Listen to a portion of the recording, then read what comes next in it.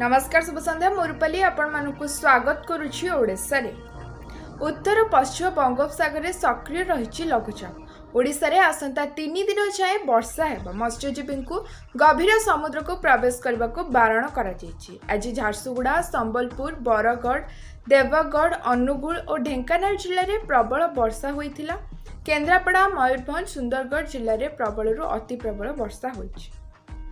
बालेश्वर जिले में 3 शिकारी को धरिला वन विभाग। जातीय राजपथ दहीसड़ा निकट में कुलडीहा और चांदीपुर वन विभाग कर्मचारी पक्षर मिलित चढ़ाऊ करा जायथिला।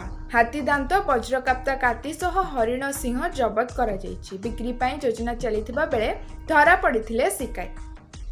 बदलिब लक्ष्मी बसर ना। लक्ष्मी बसर ना बदलिब बोली सूचना दैछंती ओडिशा परिवहन मंत्री विभूति जेना। लक्ष्मी बसर ना बदलाई मुख्यमंत्री बस सेवा कराजिबो। एथिपई निष्पत्ति निया जायछि। एहा अति शीघ्र कार्यकारी हेबो बोली सूचना दैछंती मंत्री।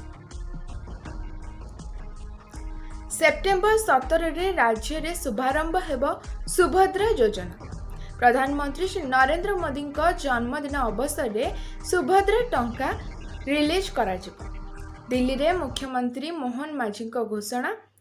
प्रधानमंत्री मोदी ओडिशा जाई सुभद्रा योजना लॉन्च करेंगे। आज एतिकी। धन्यवाद। शुभरात्रि।